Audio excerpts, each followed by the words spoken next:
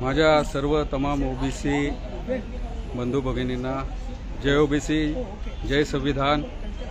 आज सुप्रीम कोर्टामध्ये आपली एक स्पेशल लीव पिटिशन विशेष अनुमती याचिका सुनावणीला होती, जी मागच्या 17 तारखेला होती। त्याच्यामध्ये आजची 27 तारीख ठेवली होती। 2 सप्टेंबरचा जो महाराष्ट्राने शासन निर्णय काढलेला आहे, तर या संदर्भामध्ये मुंबई उच्च न्यायालयामध्ये 6 रिट पिटिशन प्रलंबित आहेत। तर याच संदर्भामध्ये कुणबी दाखले देण्याचा जो GR आहे, जो 1 जून 2004चा, आणि त्यानंतर वेळोवेळी आलेले कुणबी दाखले देण्यासंदर्भातील शासन निर्णय, मग ती शिंदे कमिटी असू, शिंदे कमिटीनंतर वंशावळ जुळवण्याच्या समित्या असू, ट्रेनिंग कॅम्प असू, आणि त्यानंतरचे आत्ताचा मग तो 2 सप्टेंबरचा GR, तर या संदर्भामध्ये आपली म्हणजे माझ्या नावाने मंगेश सासने विरुद्ध स्टेट ऑफ महाराष्ट्र ही जनहित याचिका गेल्या 1.5 वर्षापासून मुंबई उच्च न्यायालयामध्ये प्रलंबित आहे। त्याच्यावर जशी पाहिजे तशी सुनावणी होऊ शकत नाहीये, ती सुनावणीला लागत नाहीये। आणि याच 2 सप्टेंबरच्या GR नंतर या आपल्याच याचिकेमध्ये, कारण की या संदर्भातील सर्व सब्जेक्ट मॅटर असल्यामुळं, आयडेंटिकल सगळे इश्यू असल्यामुळं, आपण मुंबई उच्च न्यायालयामध्ये जी जनहित याचिका आहे त्या जनहित याचिकेमध्ये आम्हाला सुधारणा करायची, अमेंडमेंट करायची परवानगी द्या। 2 सप्टेंबरचा GR आम्ही याचिका दाखल केल्यानंतर आलेला आहे, तो चॅलेंज करण्याची अनुमती आम्हाला द्या, अशी आपण प्रेयर घेऊन गेलो होतो। पण ते अमेंडमेंट ॲप्लिकेशन अजून प्रलंबित होतं। ज्या रिट पिटिशन सुनावणीला होत्या गेल्या 6 ऑक्टोबरला, त्यानंतर 7 ऑक्टोबरला ते ठेवण्यात आलं। त्याच दिवशी आपली जनहित याचिका होती, पण कोर्टाने यावर असं सांगितलं, आपलं म्हणणं असं होतं की ज्या मुख्य रिट पिटिशन आहेत त्याबरोबर ही याचिका सुनावणीला ठेवा, कारण की वाईड स्कोपमध्ये आपण याच्यामध्ये गेलेलो आहोत। खत्री कमिशन, त्याच्यानंतर 2004चा GR, ज्या GR पासून हे सगळे दाखले देण्याची सुरुवात झाली, तर ती सगळी डिटेलमध्ये ही याचिका आहे, त्यामुळे ही एकत्र ऐकण्यात यावं। पण कोर्टाने सांगितलं की युज्युअल कोर्समध्ये तुम्ही या, ही टॅग करण्यास नकार दिला।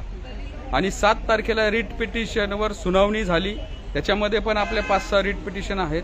त्याच्यामध्ये इंटरिम स्टे देण्यासाठी हायकोर्टाने नकार दिला आणि सांगितलं की आम्ही इन्क्लाइन नाही आहोत आता इंटरिम स्टे देण्यासाठी।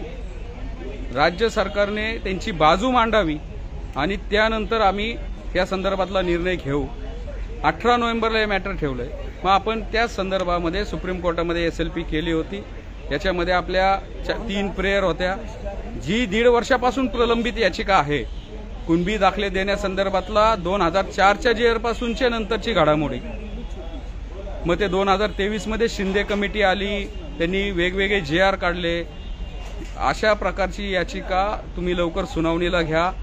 2 सप्टेंबरचा GR चॅलेंज करण्याची अनुमती, अमेंडमेंट जे ॲप्लिकेशन आहेत त्याच्यावर निर्णय द्या, म्हणून आपण सुप्रीम कोर्टात आलो होतो। माननीय सुप्रीम कोर्टाने आज ह्या ज्या आपल्या जे म्हणणं होतं ते ऐकून घेतलं। सिनियर ॲडव्होकेट इंदिरा जयसिंग, आपण नाव ऐकलं असेल, त्या आपल्या वतीनं त्यांनी बाजू मांडली। सुप्रीम कोर्टाने ही जी जनहित याचिका आहे ती या रिट पिटिशन बरोबर 18 नोव्हेंबरला ऐकण्यात यावी, टॅग करण्यात यावी, आणि जे अमेंडमेंट ॲप्लिकेशन आहे 2 सप्टेंबरचं GR चॅलेंज करण्याचं, त्याच्यावर पण सुनावणी त्याच दिवशी घ्यावी, अशा प्रकारचा रिलीफ आपल्याला दिलेला आहे। आणखीन एक आपण मागणी अशी केली होती की आम्हाला याच्यामध्ये एक्सपिडिएटली ऐकण्यात यावं, असे डायरेक्शन माननीय मुंबई हायकोर्टाला देण्यात यावे। त्यावर सुप्रीम कोर्टाने एकदम गांभीर्याने सगळी बाजू ऐकली।